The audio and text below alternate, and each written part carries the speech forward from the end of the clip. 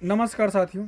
देखो, ये समस्या है। ये परिवार एक दलित गरीब परिवार है और इनके पास आयुष्मान कार्ड सहयोग से इनके पास है।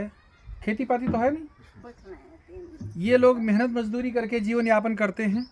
आयुष्मान कार्ड है। इनके बेटे का जो आँख का ऑपरेशन होना था, उसके किसी तरह कोई समस्या हो गई तो आँख बाहर निकल आई है, कुछ बढ़ रहा है मांस उसका। तो ऑपरेशन करवाने के लिए इन्होंने अपने पास से 80,000 रुपया इधर उधर कर्ज ब्याज लेके लगा दिया। क्यों 80,000 रुपया लगा दिया, फिर भी वो ठीक नहीं है। और अभी तक इनको उस आयुष्मान से कोई फायदा नहीं हुआ। उस आयुष्मान कार्ड का इनके लिए कोई उपयोग नहीं। ये देख लो, इनका ये मढ़ा है, ये आवास भी नहीं मिला है।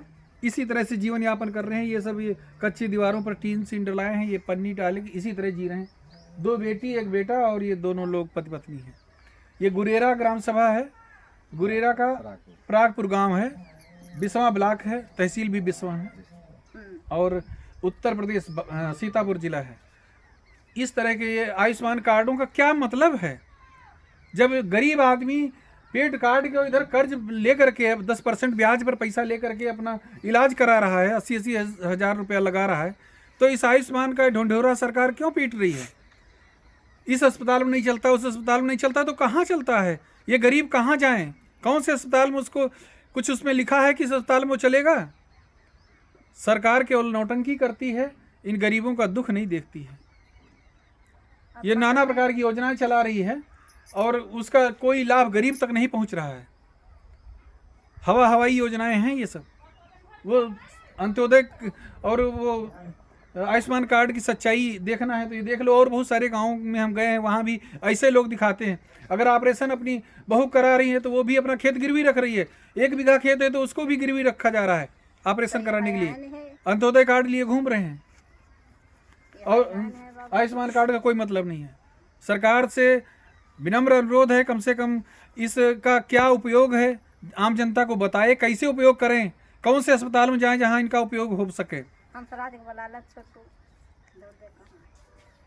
यही हम चाहते हैं कि कम से कम कोई योजना सरकार चलाती है तो गरीबों तक उसका लाभ पहुंचे। क्यों भाई, आप बताओ, कुछ इस संदर्भ में कुछ कहना हो? जो कुछ तो अनजाने में होता है कि जैसे जानते नहीं हैं, कुछ को ऐसे अस्पताल हैं जहां मान्यता नहीं दी है और अधिकतर ये देखने में आया है वो लोग प्राइवेट तौर पे ज़्यादातर इसको मान्यता दे रहे हैं, जिसमें इलाज तो 2, 4, 5 हज़ार का भी हो, फिर भी वो डॉक्टर लोग अपने मनमाने ढंग से पैसा निकाला करते हैं। खूब शोषण सरकारी धन का हो रहा है, लेकिन जो पीड़ित और गरीब परिवार हैं उनमें इसका विशेष लाभ दिखाई नहीं पड़ रहा है। बिल्कुल।